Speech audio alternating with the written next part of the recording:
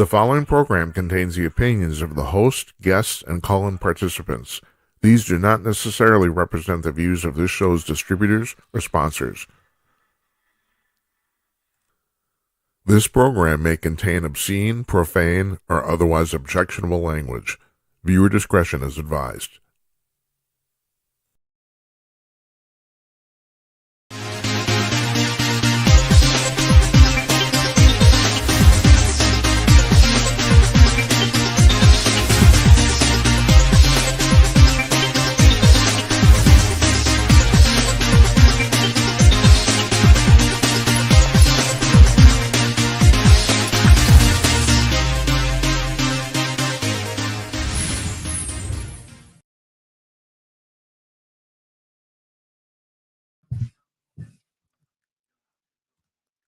It would help if I turned on the camera, wouldn't it? Okie dokie. Coming to your cordless, everybody. It's Monday night, April 7th, 2025. I am Jim Peters, and welcome to another edition of Jim Peters at Night. Episode number 118, if you're keeping home. No, I'm sorry, 218. What am I talking about? We've done that one already. I don't know what it was, but yeah, here I am. It's Monday night. No guest tonight. We're doing open phones. You know what that means. You call up. Numbers on the bottom of the screen right here, scrolling off. 325-225-5546. Want to hear from you. I want to hear from you. Meanwhile, there's a geosynchronous satellite right above my studio in Northeast Minneapolis that we beam the signal up to, and I pay $19 to use it. No lie, I really do. and it ends up on your phone or wherever the hell you are. So that's my story. I'm sticking to it. No guest tonight. Tomorrow, we're off. Tuesday. Wednesday, Tim Conaway is here, one of our special friends. He joins us once a month. He's a former editor-in-chief of Hustler magazine. At the height of its popularity in the 80s and 90s, that was him. Yes, he picked the pictures for the beaver hunt, and he actually did. That's no bullshit. He really did do that. He's on Wednesday. Thursday, we have Jonathan Lockwood joining us, a first-time guest. He is an author writes military history and space exploration. Believe it or not, those are his two topics. We love that stuff, and so we're looking forward to talking to him. First-time guest here. So that's what's happening this week. And so what's happening with you? That's what I want to know. Call me up and tell me what's happening with you. So I'll tell you what happened today. What happened today is that just about an hour before the markets opened, there was some stupid news report about the fact that Trump was going to pause the tariff increases for 90 days, and the market went nuts. And then about an hour and a half after that, the White House came and said, no, that's a false report. That is what you call the definition of fake news. In other words, it's wrong. And the markets went down again. So although this wasn't bad, so here's the deal. We're at roughly 40,000 points on the Dow right now, which means that I think, by matter of fact, I think after this last week, I think it's down to 37 now. But if your daily loss is less than 2%, that's not a big deal. That's an average loss, and that right now is like 800 points is 2%. So that's pretty much happened today. I think that it ended up being down 750, but the NASDAQ actually ended up for the day. So that's actually a good sign. But we need to talk about this. So here's the deal. There's people there panicking. The problem with the market right now, and this goes back, I'm going back 25 years now, because I started on the web way before most of you were even freaking born or knew what it was. Around 2000, actually before that, but let's use 2000. Let's use the .com collapse of 2001, March 2001 as a starting point. From that point on, basically anybody could get online and buy stocks, which we could not. You take this for granted now, but you couldn't do that 30 years ago. You couldn't, which is the reason basically only wealthy people own stocks. That was the reason, because you needed a broker to do it. And most people didn't know how, didn't care, didn't want to know for whatever reason. Most people didn't arrange for that.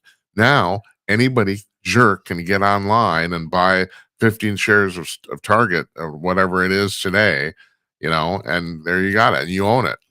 But that's a relatively recent phenomenon. But the problem with that is that once that started, well, then now you previous to that, the market was entirely populated by professionals, right? Now it's mostly amateurs and they panic. They panic over everything. I mean, it's just unbelievable. The market goes down up and down like a yo-yo depending on what somebody had for breakfast. I mean, it's absolutely ridiculous. And then of course the Democrats are pushing this thing about the fact, Trump is going to kill the worldwide economy, all this sort of stuff. Just relax. He has a very sound strategy here. Now, here's the thing with this. Also, the other thing, we have economists on the show all the time. And the reason is because I'm firmly convinced nobody in America knows anything about money. It's unbelievable. It's really we live in the most capitalist country on earth, and the vast majority of people have no idea where money comes from, what it is. It's mind-boggling to me. The fact that we don't teach basic economics in high school is a travesty. And sometimes, I mean, I'll be honest with you, there's like a fringe conspiracy theory here. Sometimes I think it's a Democratic plot. I really do. They don't. Because, and this. I'm not pulling this out of my butt. This is an actual statistic. Matter of fact, I think it was New York City University actually compiled this. That the more you know about the theories of economics, the principles of economics, formal economics, the more likely you are to be conservative. It's a straight 45-degree graph, just straight up, which is the reason the vast majority of professional economists are conservatives. That's the reason, well, or at least that's the end result anyway. You get a guy like Paul Krugman. I think he just retired from the New York Times. Do you know how hard it is to find a liberal economist like that, especially a crazy one? This guy won Nobel Prizes. Why? It's like, I sat next to him on a Acela train from Washington to New York City once. This is like 20, 25 years ago. And of course he was working because he's had the same job for 40 years. And I really wanted to turn to him. I didn't. I want to turn, and this is, 25 years ago. And I was, sir, I don't know if you're brilliant or crazy. I can't tell. And at that time, I couldn't. I figured that out after 20 years. He's crazy. I figured that out, but no, at that time, I didn't know. I should have probably. Would have been a nice conversation. I don't know. I'm sitting right next to the guy on the stupid train. So, well, my point is, Trump has a very sound strategy here. Now, does that mean it's going to work? No, it might not. And that's the thing. He's basically betting not just his legacy, but his short-term presidency on this. And the reason he's doing it now is so that there'll be some result by the time the midterms come up in 2 years or a year and a half at this point almost. And it is not a foregone conclusion. If I had to bet, I'd say, yeah, this is going to work. But the problem is there's too many unforeseen things that can happen. If this goes the way Trump wants it to go and thinks it's going to go, it will work. But there's too many things that could come around here that could throw this off. And yeah, it might not work. I want to apologize for my hair, by the way. It's like completely out of control. So I made a appointment with the famous Britney Shears from Minneapolis for Friday to get a cut. And she cut it loud. She's been cutting my hair for like 20 years now. And yeah, I said, well, let's leave it a little longer. And she did that. And now it just exploded over the weekend. It's out of control. I can't do anything about it. I'm sorry. At least I have some, I'm 6 months away from 70 for Christ's sake. At least I have some hair. Okay, back to the topic at hand. So, give me a call, 325-225-5546. That's 325-CALL-JIM. Now I want to point out too, you can call that number when we're not on the air. We're not broadcasting live. And you can leave a message. You got 2 minutes. You can leave voicemail. So it's 24 hours a day. You can call. You want to call me from bed? You want to call me from dinner? Anytime you want. All right, hold on. My point is, this is not a sure thing to work. It isn't. But it's like we're not even into this yet. I mean, he just announced this like what 6 days ago, and people are going crazy. They're going nuts. No, gives us some time to plan out either way. I mean, yeah, this might not work, and if it doesn't work, he's gonna go down in flames. He will. You know, if I had to put money on it, 60-40, I'd say 65-35. It's gonna work. But seriously, that's like there's good chance it won't. Or good possibility anyway. Uh yeah, meanwhile, Barack Obama was at some event this weekend, and I'm reading Chase Jennings in Red State, and Chase says I think he might have something here. He thinks that based on the talk that Obama gave, he thinks Obama's jealous of envious of what Trump is doing, and that maybe he alluded to the fact that maybe he should have done more. Well, yeah, maybe you should have. You know, I'm quoting Michael Moore here. Michael Moore, the great liberal, even he said the only thing Barack Obama will be remembered for is being the first black president. And then you don't want to even drag Obamacare into this, because the problem with Obamacare, people it's not that it's evil or any of that sort of stuff. It simply doesn't work. That's the problem. It's 2,000 pages of bureaucratic crap, and it doesn't work at all. The problem is that half of the people who are supposed to be helped by it are not helped, and half the people, the wealthy people that really don't need it at all, end up with really discounted. It's willy nilly. There's so many rules and regulations. There's no real consistency of who gets a break on their health insurance and who doesn't. Not to mention the fact, and this got completely lost in history, about the fact that, well, when this happened in what was 2012 or whatever, consistently, over 85% of Americans said they were happy with their health insurance. You listen to the press, and you'll hear about how people are dying. People are denied health insurance. Well, there's 330 million people in the country, and there's probably at least 200 million people that have health insurance. And shit goes wrong. I'm sure that's happened to people. Yeah, but the vast majority of people were, I can't state for now. This was, like 12 years ago. So I don't know. I've never seen a recent survey, but at that time, consistently over 85% of Americans said they were happy with their health insurance. Well, in a country as big as ours, 85% is everybody. And so they decided, well, we're going to do this. We're going to make it more fair, and they ended up making it less fair. It doesn't work. So that's his only real significant achievement, and it's not one. I've been saying for years and years, it will either be repealed or it'll be changed beyond recognition, where it's still quote unquote Obamacare, but it's not really the same thing anymore, because it simply doesn't work. It's a total waste of money.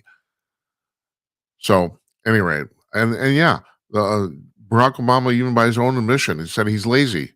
I don't. Everyone seems to get their undies in a bun about the fact that Trump came out of the gate here completely rip roaring. I mean, he's aware of the fact he only has a limited amount of time. He's also aware of the fact that if they don't keep their majorities in the midterms, he's probably screwed, which is the reason the pressure's on for this tariff thing too. And I remember some guy on CNN or something said this weekend. He said, "Well, if this goes wrong." In the next few days here, they'll lose them. And no one's going to remember what happens now. No one will. A year and a half. No, people, have you noticed? No one remembers anything in America. But if people are screwed, if their 401ks are screwed, like next July and August, yeah, then it'll matter. And that's the point. So that's why he's doing this now. It's like, and he's right. Trump has been totally upfront about the fact, yes, this is going to be kind of painful, and because you literally rip the Band-Aid off, you know. So there was this hands-off thing that happened this weekend, where all the Democrats got together in pretty much every major city in the country. Here in Minneapolis, I have to say, it was a pretty big demonstration. The other thing is, and I got to give them credit for this, because they hardly ever do this, and that is, it was almost at all nationwide. It was almost entirely peaceful. There was virtually no violence, no rigmarole. None of that stuff. They actually were actually real protests. God bless them. I mean, because have you noticed? Usually when they get together, that doesn't happen. So, I'm my hat off to them. It's like, that's good. That's the way it's supposed to be, folks. You're not supposed to wreck Teslas. No, you're supposed to stand up with your signs and give speeches. That's what a protest is. Well, the one here in Minneapolis, they built it as it was in the mall at the mall of the state capitol in downtown St. Paul. And the mall is a very, very large lawn. If you're unfamiliar with our state capitol, it was designed by Cass Gilbert, who was a famous architect around 100 years ago. And the Minnesota State Capitol actually made his career. He was famous because of it. He ended up designing the Woolworth Building in New York City and a whole bunch of other really famous structures. But that was his first major one.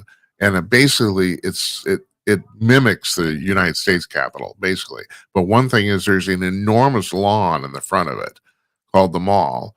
And that's where the protest took place. And they said there were 80,000 people there. I don't know if that's true. Protesters always, but I saw the pictures, the drone pictures. The mall was full. I'm guessing it was at least 40,000. So there was a sizable number of people, regardless of what the actual count was. But and what they're trying to do here is they're trying to convince Americans that there's a whole bunch of people that are against Trump's policies, and there are. That's true. But what gets lost to that is that these people are still a minority because meanwhile, this weekend, Trump's approval rating went up another 3 points. It's at 54% right now. So they're out protesting. It's like, oh, bad orange man, and the rest of the public is at home watching TV thinking, I think he's doing a pretty good job. Who would have thunk it? But that's the point of and that is really literally the point of protest. So if you stop and think about it, you're trying to convince other people that there's a sizable number of people that are for or against whatever you're protesting for or against. That's the point. So but God bless them. They didn't wreck anything. Basically, I mean, there were like 50 of these all over the country. Now, Sasha Stone, the Substack writer, who I've been trying to get on the show for a year. Yeah, I don't know if it's going to happen. She like me is a former liberal. She runs this Oscar website. She's been involved in the entertainment industry in Hollywood for many years, and I was there for a while, involved in the same thing. So her and I have that in common. She said, well, they brought out the drama club, and that's basically what it is. Because they're really good at, they got signs, they got the women in the Handmaid's Tales outfit out, which is, well, okay. The only real substantive issue that the Democrats have to push against here is reproductive rights, because the public is on that issue seems to be 60-40 on their side, and that's true. That's really the only thing they have to grasp onto. But is I know, are we going to make oh, hold on, what's this? Oh, can you see him? No, I don't think you can see him. That's good. I don't know. My cat just walked across the keyboard. He's very large. It's like he belongs in a zoo, really. That's Henry. If you saw him, I don't think you did. I didn't see him, but okay. So where were we? Oh, about the fact that no one's going to make you have babies for rich people. No one's going to make you do that. That's not going to happen. But it's the one issue that really that they legitimately have. That's true. 60-40, the public is basically with them. And I don't discuss that on this show very often because, well, first of all, I mean, I'll tell you, I'm pro-choice just barely, 9% in my mind, because I think my conservative friends have a legitimate issue about the fact that it's murder, and it is. But my thing is, and if you want to call me up and talk to me about this, that's fine, I guess, because I really don't want to argue about this. My thing is that I don't think the government has any business telling you what to do with the inside of your body, even if what you're doing is morally wrong. It's your body. That's the way I look at it. Now the problem here is there's another person involved. That is the problem. And I've been saying this forever. 1,000 years from now, people are still going to be arguing about this because there's no real definitive. Both sides have very valid points of view, and that's where I'm conflicted too, and that's why I don't like to talk about it. I don't, because it's like, yes, I can sit here. Well, I'm pro-choice, yeah, but the thing is, my pro-life friends have a very, very valid point of view. They do, and that's why it's not a topic of discussion on the show on a regular basis. But that's their only real right now. The public's polling against them on every other issue. That's the only thing they really got. So they're out there with trans rights or human rights, all that sort of stuff. It's all crap. It's crap. That's and then there's the thing about just the fact well, Donald Trump is a psychopath. Okay, fine. Whatever you say. I'm sure he is. Yeah. And the fact, and he's the only fascist in history who's trying to make government smaller. God, what? Oh man.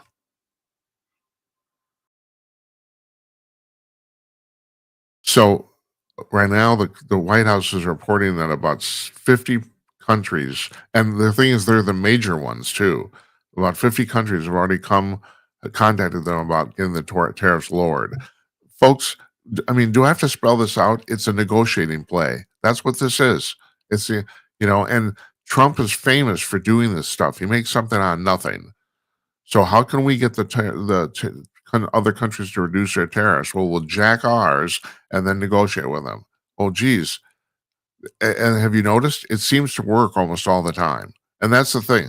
That's the reason this is it's likely to work, but it's not guaranteed. It isn't, especially this is a pretty big project. And then there's another thing too, and someone on one of the business channels said this morning. I was actually up, believe it or not. Oh, we had a call. Hold on, I'm going to take this. Hey, Think, is that you? Yep. Hey, Jim, how's it going? Hey, on a scale of 1 to 2, I'm a 2 tonight. How are you doing? Oh, 1 to 2. Yeah, 1 to 2. That's That's small right. scale. It's a narrow I scale. never heard that. It's a small scale. That's very small. That's like Yeah. somebody saying, let's meet up at 1:13 or Yeah, 1:12. that's right. That's right. Yeah, don't be late. That's a weird time. Hey, what's on your Hey, mind? Yeah, go ahead. yeah, I was talking to my liberal friend. I was talking to my liberal friend today about the tariffs. Is that the girl I you gotta stop. is that the girl you were talking Yeah, about? Yeah. All right. Go ahead. yeah. I'm gonna stop talking to her. It's obvious she's a druggie and all, but I don't know why. Sometimes it's just she's still smart, but I don't know why she's leaning that way. Well, hold I on. think it's I have to because ask you. I gotta ask you. Is she entertaining? yeah, Yeah. yeah, Okay. she's entertaining. Yeah, yeah. Nothing wrong with that. It gets obnoxious though. It's like when I talk to her, it's like she's arguing a losing debate. It's like she's forcing numbers that shouldn't match. The best way I can explain it is 2 + 2 = 4. She's arguing that it's 5. Uh-huh. It's just that simple to me. It's just she's just forcing things. I've had these type of debates multiple times with people on Blog Talk Radio. There was this one girl that said that I was telling her how clean America is, and she was saying India is just as clean as America. And I'm like, are you sure India is clean as America? People actually swim in the same water that they poop and pee in. That's right. That's and right. They also take showers in there. And she said this. She said it's still healthy. Oh, I'm not kidding you. She said it's still healthy. People aren't dying. And I'm telling her, no, they are no, dying. they are dying. That's right. And it's the same in Mexico. And she forced it. She's just one of those. This girl on Blog Talk Radio, this pro-black girl, pro-black, anti-America girl, and she just was forcing it. And that's the same type of argument my liberal friend is starting to come up with now. She's just arguing. So the argument that we had today was the whole tariff thing that you were talking about. And I was telling her that Vietnam is terrible. I'm from Vietnam, by the way. Yeah, I know that. Um, I I didn't know that Vietnam's tariff was the highest on all the whole chart that Trump showed, like Uh-huh. what countries are the highest tariffs. Vietnam was number one on that, Uh-huh. and it was I think the number was 94. And I should have known this when I was in Vietnam. A Ford Escort over there was 60 grand. A Ford Escort. Yeah. A Ford Escort, brand new here in America, is about at that time was about 16 or 17 Right. grand, Right. brand new. Yes, Yeah, it's a and for shitty it to little be car. 60 grand, yeah, that's right. No one was driving American cars, not because they weren't good cars, but they're too expensive. Yeah, that's Especially right. when the average Vietnamese person is making $500 a month. Oh no, I'm sorry, that's not average. In 2008, the average Vietnamese person was making about $200 to $300 a month. Yeah, $500 is the wage of a doctor in Vietnam. right. So, it, yeah, and for a an American car to be worth 60 grand over there, who's gonna buy Yeah. it? That's why you every time you see videos of Vietnam, you don't see American cars. Well, You see a well, bunch of people riding motorcycles. Go ahead, Jim. I'm yeah, sorry. think if you somebody brought this up on cable news the other night about the fact that basically you go anywhere like outside of Canada and the United States, you don't see American cars anywhere for that very reason. You don't. I mean, I spent a lot of time in Europe because my family's there. I mean, I still remember for us to see like a Buick would be extremely rare. Even my European relatives would point it out. Look, there's an American car, and it's for the very reason you're talking about. They're expensive as hell because of the tariffs. That's the reason. Yeah, yeah. I don't think I'm trying to, as I'm talking to you, I'm trying to think if I ever saw an American car in Vietnam. No, I did see that Ford Escort, yeah, and it was this super small, and I don't know how they got it, I, but it was like the only car I've seen that was from America. There are Lamborghinis there, but that's also very rare, and it's all kinds of like Japanese car for sure, old Japanese cars and Chinese cars, Yeah. or Chinese cars? No, no, I don't think China had cars. It's all like Japanese cars and Korean cars. Uh-huh. So Hyundai, yeah, it was.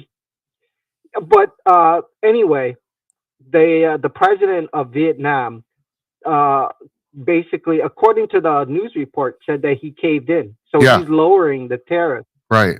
Matter of fact, I think they they Yeah, they proposed zero, didn't they? Isn't that what they were talking about? yeah, Yeah, yep. right. That's right. That's right. I, it's crazy to me. As I'm talking to you about this, it's crazy. I'm a field contractor, so I go on sites and I install network equipment, Uh-huh. from servers, access points. Those are the Wi-Fi devices, firewalls, and the majority of these items say "Made in Vietnam" on them. Yeah. I'm not kidding you. No, Say "Made in Vietnam." Now, if you go to Walmart and you go to the food section, I mean, like the shrimp, the fish, it's like if it's not India, it's Vietnam. It's mhm. farmed from Vietnam or product of Vietnam. So all these products that are coming into this country is from Vietnam, and for Vietnam to raise the tariffs on American, that doesn't make any sense. America's allowing Vietnam to do business here in America for very cheap, but yet it's not the same Right. for Vietnamese in Vietnam. Yeah. It's ridiculous. And of course that's Yeah. Trump's very point. That's the reason he's doing this. Yep. You know? And Yeah. you got to, so you just touched on something here about the fact that okay, the equipment you're installing is from Vietnam. I mean, have you Yeah. I mean, I don't have to tell you this, but I still find this amazing how insanely cheap some stuff has gotten. Like for example, I've been looking into getting wireless earphones to do the show here, um, you can get a real Bluetooth. You can get a really my super fancy audio board here puts out Bluetooth. You can get a really decent pair of wireless Bluetooth headphones for $25. What? There's a radio inside of them. I mean, it's like really 25 bucks, $25. I mean, and the fact that I've also been looking at my producer Steven, he has an Android watch. You can get a really good Android watch for $40. It's like it's stuff's insanely cheap I mean, it's just unbelievable. I mean, it has a touch screen on it. Now we don't. It's like we don't even give this a second thought. I mean, I was just talking to a friend of mine. I basically kind of I grew up in rural Minnesota next to a guy I used to call. But you call? Do you know who Mr. Wizard is? That's a thing from my generation. Does that mean anything to you? Yeah, yeah. He's like he's that show. Oh, who's the following guy? I forgot the guy that's always talking about global warming. He's followed him, but I Oh know yeah, Mr. Wizard. He right. he did that TV show. Yeah. Yes, that's right. He did that TV show in the 1960s, and it was a science thing for kids, stuff like that. And I basically grew up next to a guy just like that. I mean, he had a giant ham radio tower in his house, all this sort of stuff. But anyway, his son, my friend, we were the same age. It's 1970, and we're in the ninth grade, and Ray, his dad, buys him the first Texas Instruments calculator that went on the market. So it was $300 in 1970 money, which would be about $2,000 today. And all it could Damn. do Wow. is add, subtract, multiply, and divide. That's all it could do. You can buy the same calculator now, at the grocery store for $5. But it was like in contemporary money, it was about $1,500, $2,000. And this came up because when Paul brought this to school, all of a sudden, this is 1970 now, and nobody knew crap. The school they had to have a special meeting of the school board of whether they were going to allow these calculators in school to let kids have them. Now that was, this is 50 freaking years ago. And now the argument is whether you can have a phone in school. And why did I brought this up because of the fact this is stuff has gotten so insanely cheap. And the reason is lived in Vietnam is like you said, these people are working for $300 a month and they're getting paid, I don't know, 25 cents an hour. I have no idea to assemble what is really incredible technology, relatively speaking.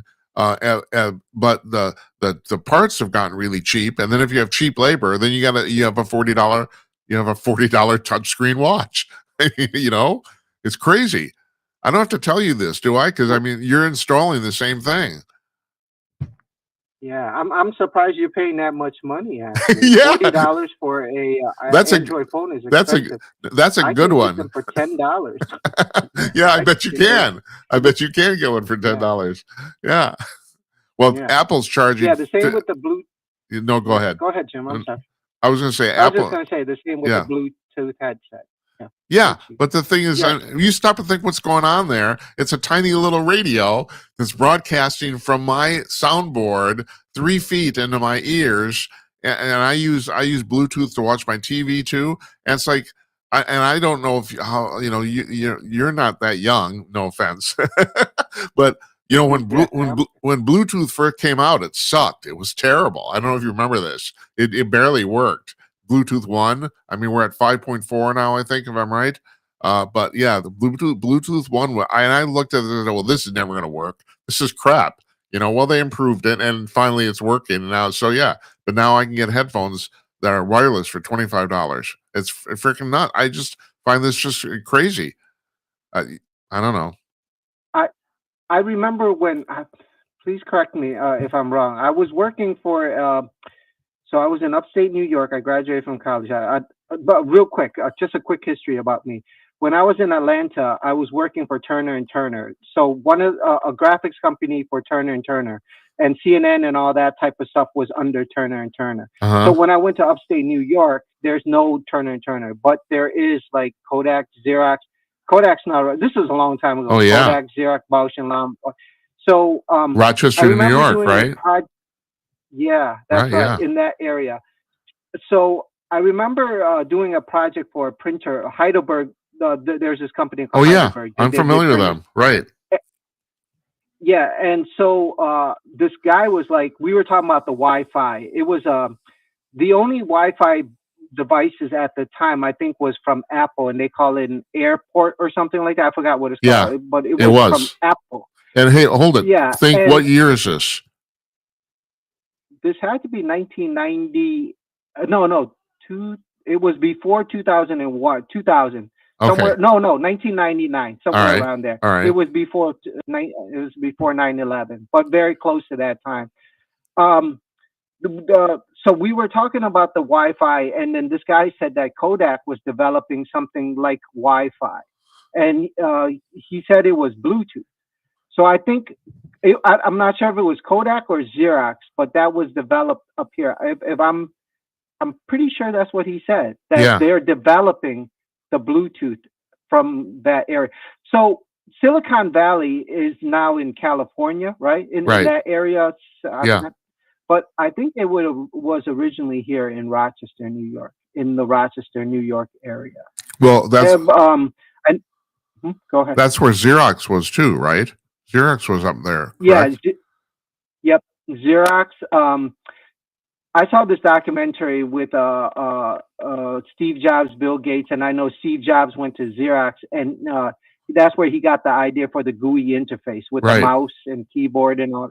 Right. So from Xerox, but it's not just. It was Bausch and Lomb was up here at the time, and there were a bunch of. I think Zenith was up here at one time, but definitely Kodak.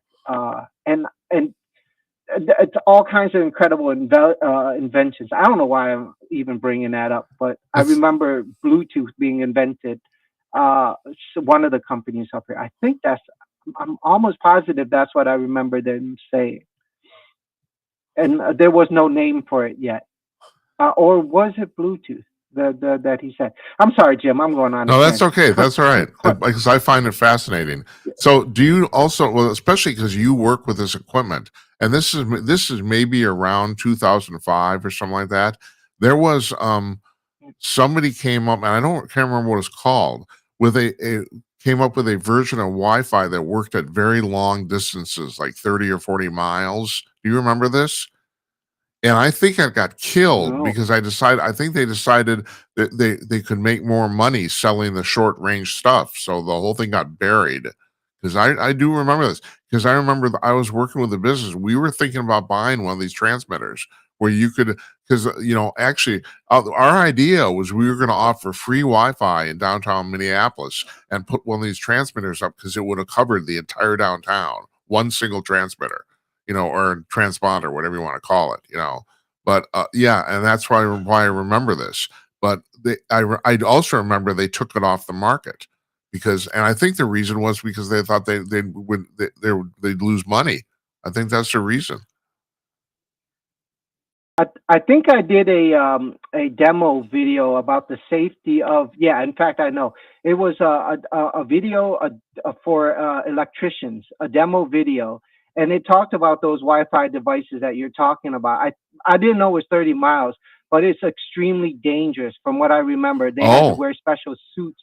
huh. They had to wear these special suits because of the radiation that came out of them. Well, but I think we're talking about the same thing. It's I don't know if it's, you're probably talking about a Wi-Fi device. I'm talking about a huge almost like a tower. It's a pole that comes up, and there's like 4 or 5 circles. That each one of those circles is the access point or the Wi-Fi device that goes up. Huh. And to go in the vicinity of that, you had to wear a special suit, like a special vest. Oh man. It's supposed to be extremely dangerous. So for you to say that there was a Wi-Fi device that transmitted 30 miles, I would think that would be kind of dangerous. Yeah. I don't. Yeah, the mission from that might be pretty high. And that might be Am I wrong for saying? no, I don't really Yeah. remember, but that might be the reason they killed it too, because maybe it was too dangerous to deal with, or at least for consumers to deal with, or people in office buildings or whatever, you know. But Yeah. Just our just our regular Wi-Fi devices. I question now. I was researching for it for a while, but then I stopped. But I should. I've been once in a while. I do hear people still talk about it. That it is. Oh yeah, I remember the study. They put plants next to Wi-Fi devices. uh-huh, So the control plant doesn't have any Wi-Fi device. It's just plants, right? right, In regular sun and water. And the other one, they had a Wi-Fi device on that one, and the plant wouldn't grow properly. uh-huh, That's just the plant. So these Wi-Fi devices do. Oh, do affect us. Well, They do affect us? don't you think? I mean, okay, I mean, you're a professional in this area too. We have going through our bodies every single day, no matter where you live in the United States, rural or urban. We have so much radio stuff going through our bodies. It's mind-boggling. It's I mean, I know. I Yeah. mean, I know. I mean, apparently, it's more or less harmless. Otherwise, we'd all be dead by now. But I can't imagine that it doesn't have some effect on you. It's like because yeah, I mean, especially, well, I mean, it's pretty well known if you live underneath a transmission line, that's not healthy, or if you live next to like a television tower, that's not healthy. But even if you don't, I mean, it's not even that we're being bombarded. I mean, these things are literally going through us constantly, and you just wonder. It's like, I mean, there must be. You'd think there'd be some deleterious effects, wouldn't you? I don't know. You know. Yeah. Hey, Jim, you believe in evolution though, right? I mean, Well, like, do you believe that we adapt? So even though there's Wi-Fi and it might be harmful for us now, I think the following generations are going to adapt to it in yeah, some weird right. I way. agree. It, I totally yeah, agree with you. Right. That's and it right. won't affect. Yeah, yeah. They say that, so the average lifespan that we live right now is like 70 or 80 or something like that, 60, and it actually increases every year. Yeah. And if you go back in time, the average lifespan was like 50, 40, 50. And the further back you go in time, the lifespan was even shorter. Oh, you So go I back think to we, the Roman era, and the Romans lived an average of 31. yeah, Yeah, see? that's 2,000 So, years ago. yeah, And also, and this is really important because it's kind of pertinent to the discussion, think, and that is when in 1937, I think it was when they invented Social Security. When Social Security was first came on the scene, it paid out. I always get these two numbers, but they're really close. It paid out at 61, but the average American only lived to 62. So, oh, you know, typical. or was the opposite. I get paid out at 62, and then I can't remember one of them, but it's like one of those two numbers. But yeah, that was the thing. So hardly, even when it was first invented, hardly anybody actually collected it. But yeah, no, Yeah, we're living longer all the time. yeah, yeah, we definitely are living longer. And even though there's all these harmful things like the microwave, I found out that the microwave, according to Neil Tyson deGrasse, he's saying that the microwave is not bad. It's not harmful. It just vibrates water. So it's supposed to be not as dangerous as people make it out to be. But definitely the Wi-Fi devices are still sketchy. But even so, I don't think it's it's at a high enough frequency to really damage us. Yeah, Yeah, uh, I know that our body filters, like let's say the food that we eat, right? It's loaded with preservatives. But if we could eat it, but then if we stay away from it for a while, it would actually filter out our body. It'll give our bodies enough time to like heal itself. But if we're consistently putting all this stuff in our body, our body will eventually just not be not it would not give us enough time to filter it, and so right. those preservatives will end up harming us. And And that is the that's what problem, I'm. isn't it? Yeah, that is the If problem you eat when we're. too much of it, yeah, you're right. There's no recovery time. That's right. That's right. Fasting is supposed to be good for stuff like that. It's questionable. Yeah. Hey, Jim. So, real quick, back to Vietnam. So, Vietnam's quality is actually really good. And unlike China, Vietnam actually has very good quality. Well, hold it. I think The I got to ask you, what do you think the difference is between Vietnam and China? What's the difference in the culture that they're making better stuff? Why do you think that is? so Vietnam and China don't get along. Actually, Vietnam and China was going to go to war multiple times in the last few years. I think Trump went there and stopped the last war that was going to happen. Trump went to Hanoi and actually had a talk between the Chinese, some general or something like that, and the prime minister or president of Vietnam, and he talked it over. They were going to go to war, and I think this was like 6 or 7 years ago when Trump was president. It was going to happen. But Yeah. anyway, the culture is much different. In Vietnam, there's a work ethic in Vietnam. There's how do I explain this? People in Vietnam are just not. They need the money, of course. That's why they work, but they don't do a sloppy job. Uh-huh. Whereas in China, I from what I know, Chinese people just want to finish their day, so Yeah. they'll do like they'll just do as much as they can just to finish their day, and what ends up happening is you get like half-ass products. Right. So like the Bluetooth headsets that you're talking about, all those cheap headsets and those Android watches and stuff like that. Even though they're really cheap, they don't last long, and I know this for a fact. Like I told you, I can buy them for $10, and I expect them not to do a good job. Right. The those Android watches are supposed to monitor your heart rate and your sleeping patterns and all that, and they don't work properly. Right. Sometimes they'll say that I walk like 5,000 steps. And I was like, I didn't walk that much today. But when I wear a proper device like a Fitbit that actually monitors it, it'll tell me like you only Yeah. walk like 900 steps or Yeah. 1,000. But So think I got to ask you though. So, mm, I thought the same thing. I thought, well, it's $40. How good could it be? But the weird thing that's is right. in the Android side of mobile, obviously not the iOS side, but on the Android side, you can't really buy a watch better than that. That no one Yeah, well, right. it's except for maybe Samsung, I guess, but I don't know. I'm really weird. I don't like Samsung products. I don't know what it is the interfaces. I just don't care for them. I don't. But really, you can't. That's the weird part. I'd buy a more expensive watch, but I can't. You can't find one. It's just odd. For $40 is a high-end Android watch. Yeah, it is. That's The right. Android that watch yeah. I'm thinking of the really cheap ones, like the $10 ones, Yeah, and like the same with the blue. So yeah, $40 would be considered high end, and yeah. I think like a Samsung watch, which is a higher end, is still not that far from 40. I think it's like $60 or $70. Right, That's the right. top. Yeah, yeah. So yeah, $40 would be a higher end one for sure. But That's definitely you're higher saying end. that to rephrase what you said, you're saying that the Vietnamese people have some pride in their work. Is that basically what you're saying? Th- That's right, and I think it shows. It definitely shows. I'm installing Meraki's. Do you know what Meraki's are? No. Meraki's are those higher end switches.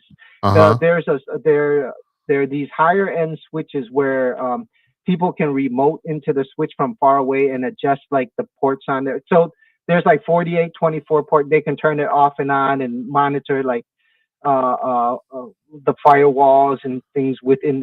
So these are higher end switches, and that's the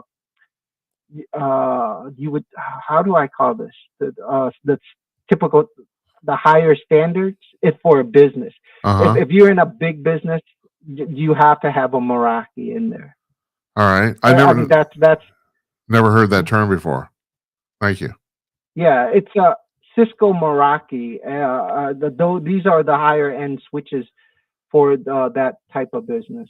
For almost all business, that's like if you go to a Staples, a Best Buy, you name a high end business, Walmart, they have Cisco's in there. Uh That's huh. what they use for switches. They won't use it like a what's the cheap one, the TP Link and that type of stuff. They won't Yeah. use those. They use and that would be the higher end equipment. And those things are made over in Vietnam. Huh. And the quality is very very good. It has to be for them. That's what I would think. Well, why they would pick Vietnam to make these products because companies look at the name as a quality, something that they can trust. So they would use a country that would do a good job to make it. Does that make sense? What I Yeah, said? it does. Uh, that's the only way. Well, Yeah, I do have yeah, another question though, because I got a little confused on this the other day. I was reading something about Vietnam a few days ago, and of course we've been talking about it here with you.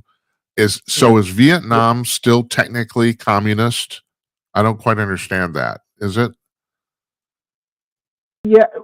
So the other day on the news, it said that Vietnam was communist, but from what I know, Vietnam is socialist, Yeah, and there's a little bit of a difference. right. There is. Now, Vietnam is a weird country. It does have democracy in there as well.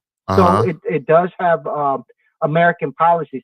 But real quick, just side note, in America we have socialist policies as well. Well, yeah, It's not complete democratic republic here. I right, mean, if you look at the fire department, the police department, the hospitals, those are socialist parties. right, I mean, policies. The fire department, they make their money off the people's taxes. The right. same with the police department, the hospitals, and even public schools. These are the people paying it, Yeah, and that's a socialist party. Yeah, yeah, policy. right, Um, and in Vietnam, it has all elements of these different government systems, but it's not communist though. From what I know about a communist country, everyone is supposed to make an equal amount of money. right. Am I correct? Is that That's what I what thought communist? too. That's Yeah, that's why I actually asked about this because I didn't think Vietnam was doing that either. But the right. alternative is, do you know anything about this? Does the old now I know that like 50 years ago when we were fighting the war over there, Vietnam actually was communist, like you said. You know, everybody makes the same amount of money. They were actually communists. Is the is one of or the premier political party in Vietnam? Is it called the Communist Party? Is that why people get confused? Do you know? I I have never heard of all the years I've been in Vietnam. I've never heard anyone use communist Huh. over there. I've always heard socialist Republic of Vietnam or something like that. Is I think that's the closest I've heard. I've never heard communist in Vietnam, other than like some news from television shows from like America or something like that. Yeah. I think they said that Vietnam is communist, but yeah, maybe it is. Maybe it has elements of communism. The government over there basically can do some things that are just shocking to me. Where if you live in a certain area, they can just buy that land and kick you out. Yeah.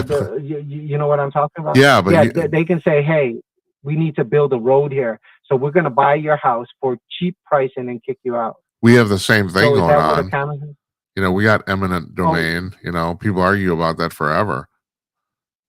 So, oh, I so the government here in America can do that as well. yeah, yeah, we can. I actually don't know if the federal government can do it, but I know state governments can do it, and they do it regularly.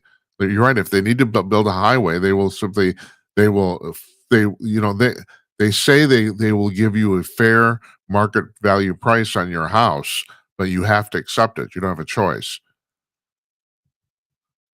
Oh, We do that here. okay. It's Oh, called eminent domain. It happens all the time. oh, okay. I thought that only happened in Vietnam, and I heard that. So that's why I thought, the people call Vietnam communist because the government could do stuff like that. I Yeah, didn't know that they did that here in America yeah. too. Welcome to America. So it's Thank. typical. Yeah, yeah. It's really um Vietnam to me. It has a free market, like I told you. You could buy fake stuff over there. There's no patents. So there's a company that Vietnam is number two in coffee, by the way. It was number two. Uh-huh. It might be number three now.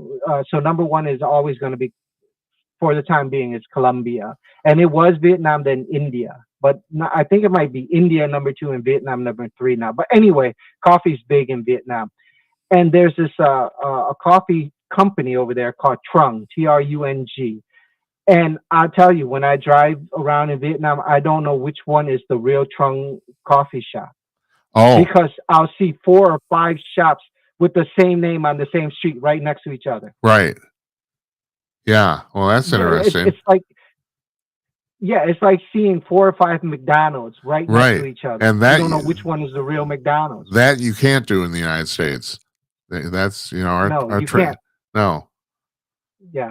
But Huh. in Vietnam, they do stuff like that. That's how they. It was weird to me. I remember the first trip I drove in the bus. I asked the person I was with, why is there so many Trung coffees? And they're like, yeah, these are our Trung businesses. But right next to each other like that, and it's typical. It's normal over there in Vietnam. Uh-huh. Uh, if if uh, if when I go to a bar in Vietnam, they and I ask for a Heineken, they'll ask me which Wh- country Heineken do you yeah, want? which Do you hand want yeah, Thailand, China? Yeah, and I which just like Heineken do to, you want? Right. Uh-huh. Yeah. That's interesting. yeah, and it's always it's always the American ones. The anytime there's America, made in America linked to it, that's the best quality. It's Uh-huh. the best one. It's the one you can trust. That's the one where you know it's the real thing. You know, Yeah. That's like it, but that's in the South here in the United States, Coke is being the term Coke is now synonymous with soda pop. So you can ask somebody, what kind of Coke do you want? Because they're not talking about Coke, they're just talking about pop or soda. And so, say, well, I want a Mountain Dew. It's like, yeah, what kind of Coke do you want? It's like, I don't know. Same thing. I I met this this American guy down there. His name was Robert Eddy. He was in sound production, and he told me he went to Cambodia. I know this is going to be totally off That's okay. topic, That's all but right. he went to this a paradise resort or something like that, and it was a very old resort. And he asked for a Coca Cola, and they went deep into some like a cabinet or something, and they pulled out all these dusty Coca Cola, tiny bottles, is what he said. They were tiny Coca Cola bottles, and he said when he drank it, that's what he remembered from his childhood. That was the original Coca Oh, Cola yeah. flavor Right. that they still had it. Yeah. Because I So swear to God, so yeah, my family ran soda fountains. That's what they did, and this is going back to the turn of the 19th century, or the 20th century, and in 1931. I know this probably once again I'm probably going to bore everybody. I don't care. So in 1931, Coke, the Coca-Cola company, invented the soda fountain machine to dispense Coke, because the problem was up till that time, uh, soda jerks made each Coke separate. They made them individually, and so you had Coke syrup, and then you were supposed to add the carbonated water. That was the deal. But there was no consistency in how much carbonation you put in the Coke, and so every Coke tasted a little different. And they decided they were fed up with that. So in 1931, they invented the actual dispenser machine. And the reason I know this is because my family's restaurants were one of the very first in the country, because we were just such huge Coke. We were Coke cus- big Coke customers. We were some of the first to get the machines. That's why I remember this. But and so why did I think I now I don't remember why I brought this up. It's like, okay, so we're talking about oh, I know, no, this is why I brought this up, because apparently in the 1970s, when they actually switched, I mean, I don't remember this per se, because my brain is, I'm old and foggy. Around 1970, they switched from cane sugar to high fructose corn syrup, and they said supposedly that they're chemically identical, but everybody says it changed the taste of Coke, which is the reason now you can go to the market and buy what's called Mexican Coke, because they still use in Mexico, they still use real sugar in Coca-Cola, and everyone thinks it tastes better. So but I I can't was go ahead. No, go ahead. no, is that what it is? It's just the real sugar, not the cane sugar Yeah, or artificial sugar that makes Coca Cola. that's Okay. supposedly the big change, the only real change they made in the formula, supposedly. And I know for a fact, although I don't know what it is because they keep it secret. The the formula for Coca-Cola is extremely complex. It's like whereas, and this is a reason I kind of don't like it. Whereas Pepsi is basically just sugar water. Pepsi is sugar. Yeah. They put some cola nut in there, and there you go. There's a whole bunch of stuff that goes into Coca Cola. It's basically, it's kind of like fine wine in a way. and which is the reason it tastes so complex. But from what I understand, the only change they've made in the formula the last 50, 60, 70 years is they changed from sugar to corn syrup, but it changed the taste of it. That's the way I understand this. From what I remember, like this documentary I saw on Coca-Cola, it used to have cocaine in it, but Yeah, then when they declared cocaine illegal, what they end up doing was putting more sugar to make up for the right. sweetness. That's So correct. they couldn't put cocaine. Yeah, Right. so they loaded it up with sugar. Yeah. 1902, they took the So cocaine out. Yeah. So, well, wow, it's I horrible. don't. So they still use uh, uh, cola. They use cola nuts and coca leaves, and it's the cocaine's and the coca leaves, and they still use coca leaves, I guess, but they filter the cocaine out. I guess and before they didn't do that. So I've been told there's a very, very chemically insignificant amount of cocaine still in a bottle of Coke, but it's very, very small. So it doesn't have any effect on you at all. I guess what I understand. I don't know. I I haven't drank a Coca-Cola in a long time, but I gotta tell you, the sodas that I drink now put Coca-Cola to shame. I drink some higher end. I don't know.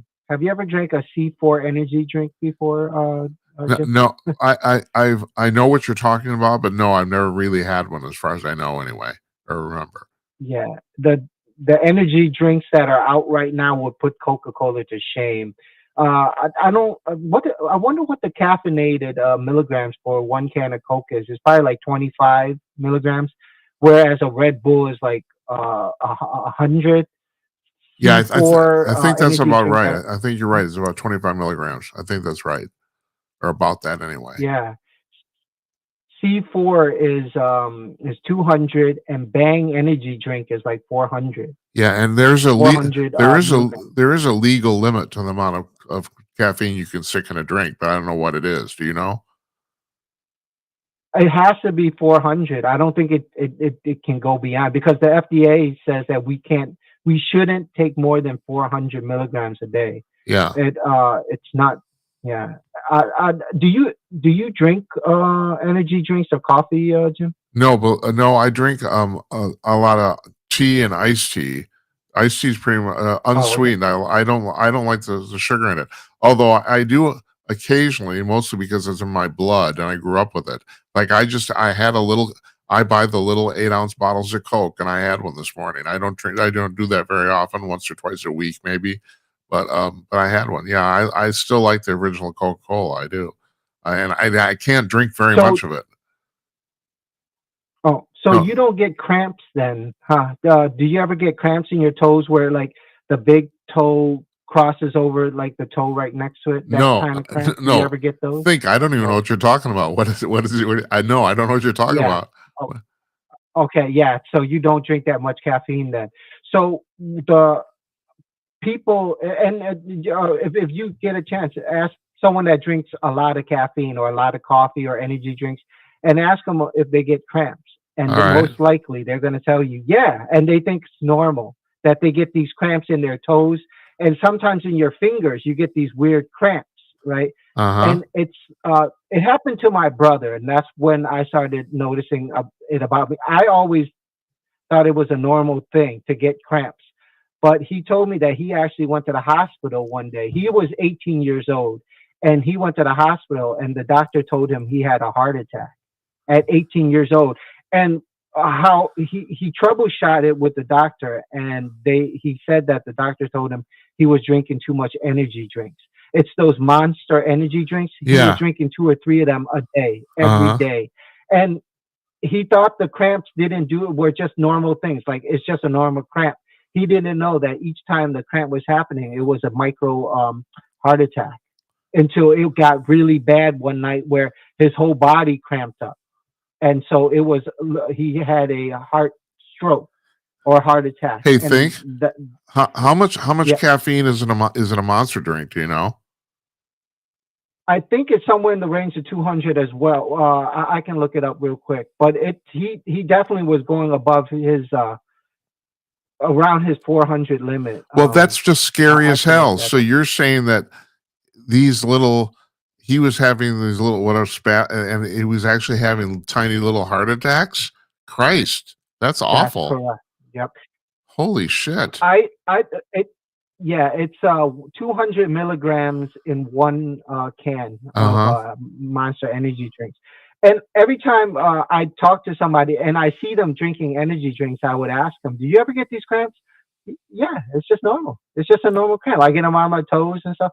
But yeah, it's a typical thing for people that drink a lot of caffeine. They get these cramps.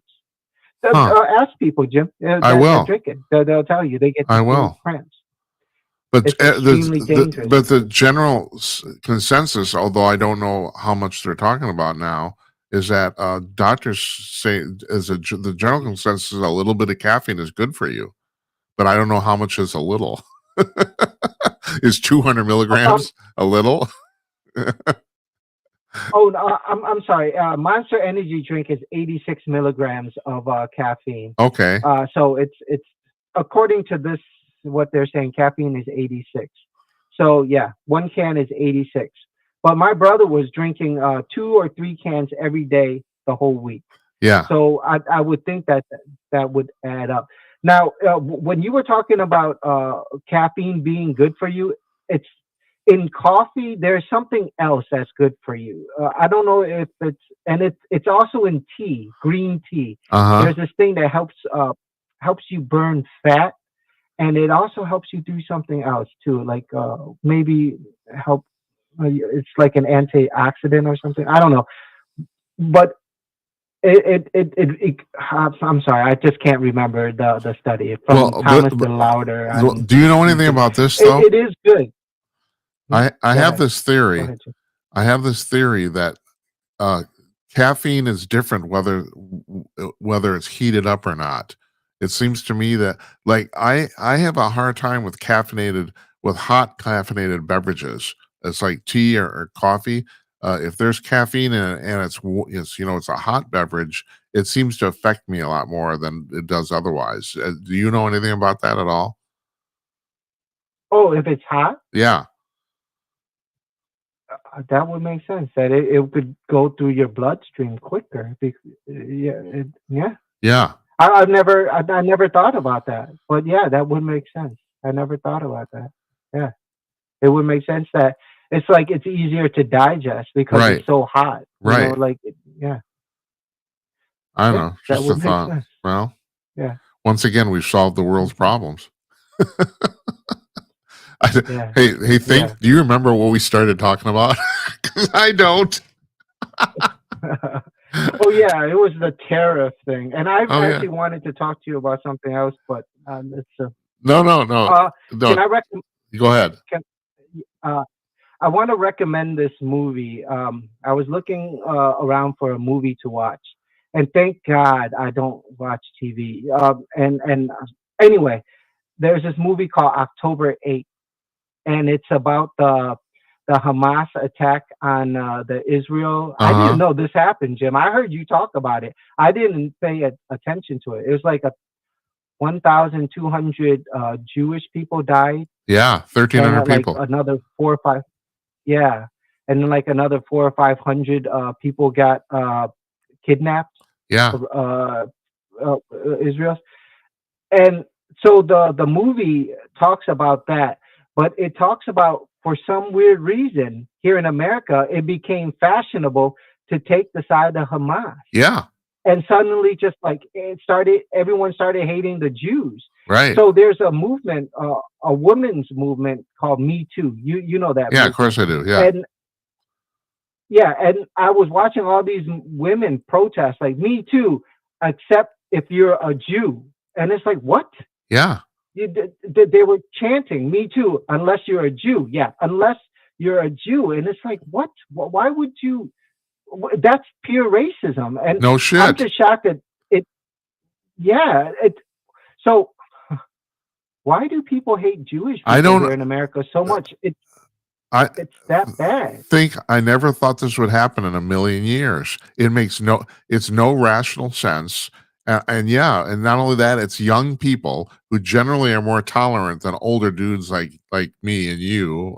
You know, my lumping you into that, but yeah, it seems like what's happened, as far as I can tell, and I got people like David Strom and people writers I trust that I talk to regularly, and that is the the universities have basically brainwashed these kids. Basically, they think that the because the funny I mean I've said this, but it's really true. The funniest thing I've heard in 20 years is Queers for Palestine.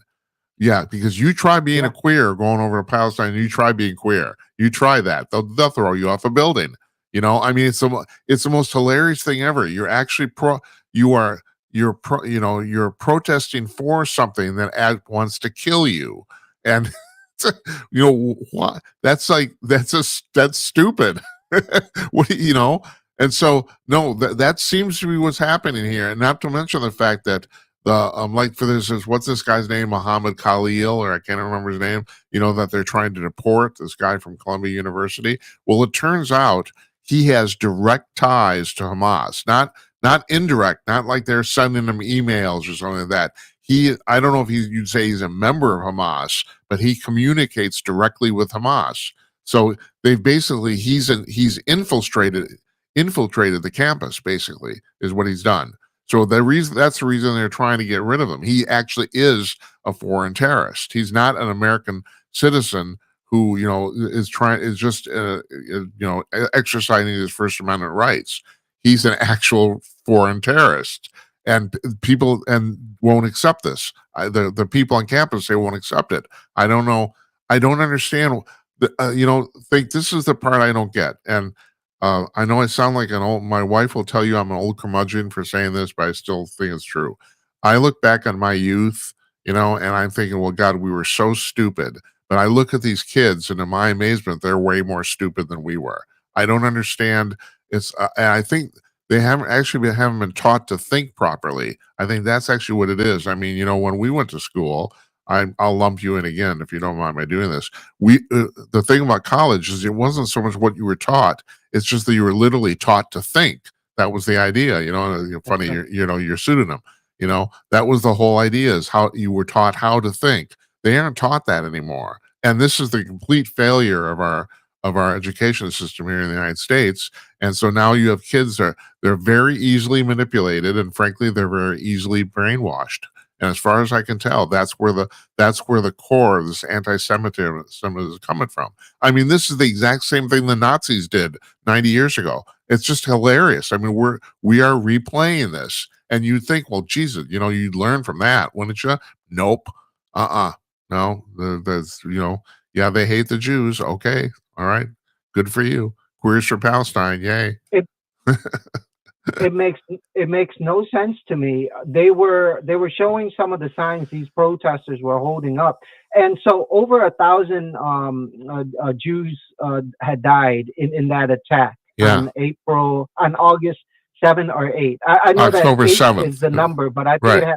it was on No, 7, right? yeah, it was Yeah. 7. The movie's called October 8. Yeah, Yeah, the but the day movie's after. called October 8. So yeah, there were these protesters holding these signs because so over 1,000 Jews died, but around 500 Jews got kidnapped Yeah, or got taken as hostage, and they were holding up signs saying "Kill the hostages." yeah, I know. These are the students. Yeah, We're like, what the fuck? What?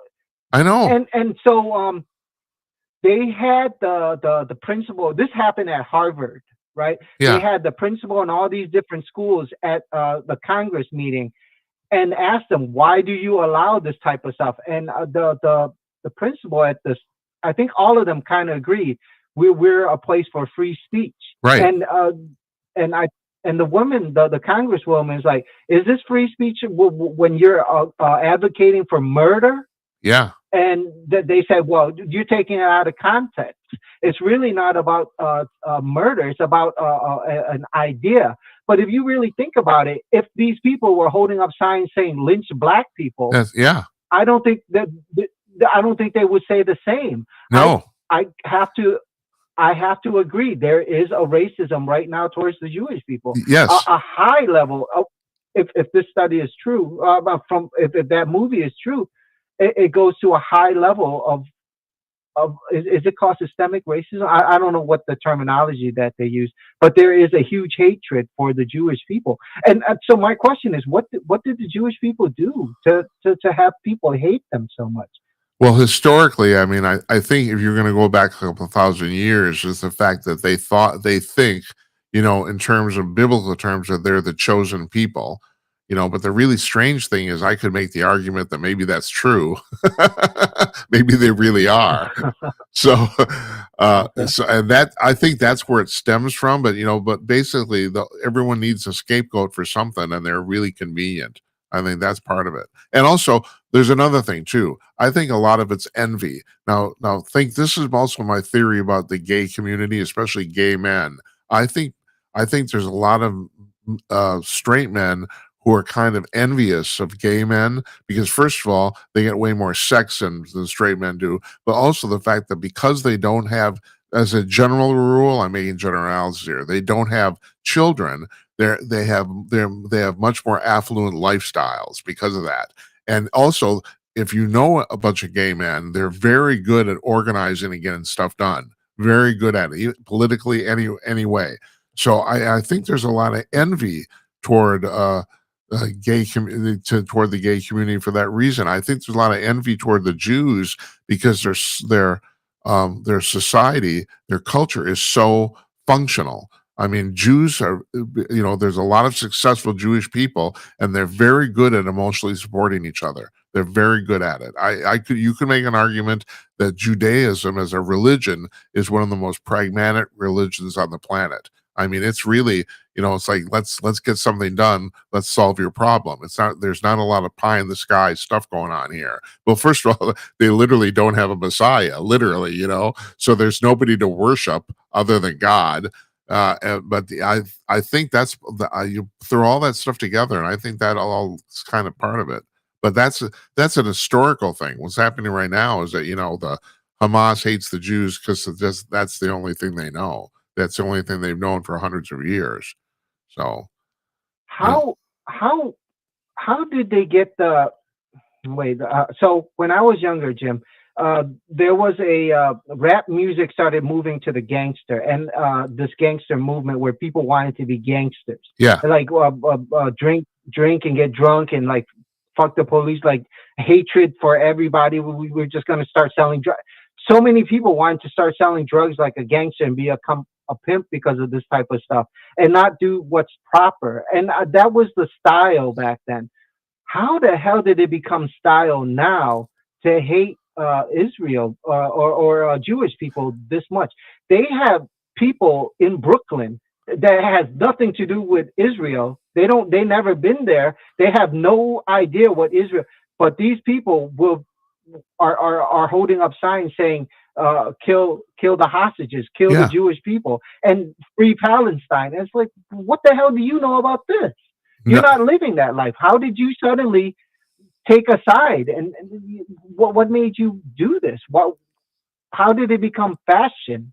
I don't. Is what I'm I don't really know, but it gets back to the Queers for Palestine thing. It's like you said, it's completely absurd. These kids do not know; they've never been there. They don't know what they're talking about, but yet they're very, very they're hell bent on getting their message across, even though it's completely irrational.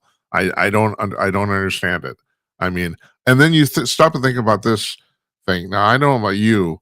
I mean, I'm a former liberal myself, and I had went through a kind of a 10-year conversion about 20 years ago. Very slow, but most I think not most. Let's say about maybe half of all people who call themselves conservatives, maybe a little more, are former liberals. And the thing what happens is that as you grow up, I mean, this happened with a quote unquote hippie movement too. And the best example I can think of is Abby Hoffman, who I don't know if you know who he is, or he wrote that thing. He wrote that famous book called "Steal This Book," and he was a very famous, basically a hippie advocate and activist in the 1960s and 70s. So he was involved. I think it was the Weather Underground, but I can never keep any of those groups straight. he was involved in that. And as time went on and he got older, some of his friends, and I cannot remember this guy's name. There's another buddy of his in the same organization who ended up becoming a very successful stockbroker, and ended up making millions of dollars. And they were still friends, and they went on tour. And this is like up till recently, like 15, 20 years ago. I can't remember when Abby died, like about maybe 10 years ago or something like that. They would go on tour regularly and they would debate each other about the fact that, so Abbey was still stuck in the 1960s. He was still debating, still advocating for hippie culture. And his friend, his former hippie friend, was now basically a member of the establishment, and basically owned it too.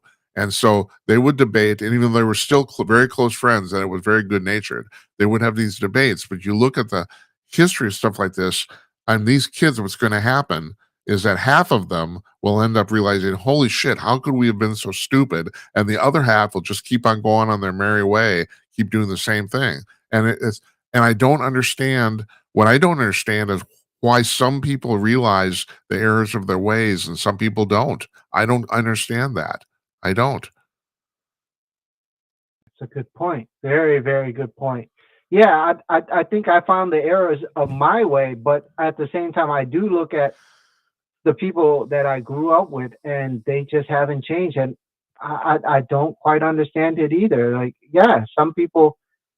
Uh, hey, Jim, I gotta tell you this study real quick, okay? Okay. Um, uh, uh, so there was a scientist. I don't. If you heard this, just listen to it again. All So right. there was a scientist that wanted to experiment on heroin on mice, right? So Uh-huh. he took a mouse, he put it in a cage, and he gave it two waters, one regular water and one water that had heroin in it. And of course, right, the mouse, when it got a taste of the heroin water, it only drank that. And Right. it wouldn't even drink the regular water. It would drink the heroin water until it died. So another scientist was like, hey, I don't think this research is correct. You have a mouse in a little cage. Let me take a big warehouse, right? A big warehouse and fill it with toys for the mouse to play with, and give it a whole bunch of other mice, and like ramps for it to play, and a bunch of good food, and let's try this again. And so he built this big warehouse with like a whole bunch of trees for the mouse to play, and a whole bunch of different mice in there with it. And he would put two types of water, just like the mouse that was locked up in the tiny cage, one regular water and one heroin. And the mouse in that big warehouse only chose regular water. It didn't want the heroin water. Really? No, no, So I've never heard this yeah, before. I never have. That's yeah. So that they came up with this conclusion that when your life sucks, like I don't know if it could, I might be exaggerating by using the word sucks, but when your life is only a little tiny cage and you don't have anything to do, you're just stuck in this little cage, and your choice is a dopamine rush from a synthetic drug. You're going to choose that because this is your only happiness, right? But yeah. when you have actual happiness, you're living in an actual happiness. You don't want a synthetic drug to get, because you're already living it. You know what That's I mean? yeah, You're that's living the happiness. man, you just justified calling tonight. That's really fascinating. And that makes sense too. It Yeah, really does. That's incredible, yeah, you know? yeah. I've never. When I first heard that study, I was like, "Oh my God, is that really?"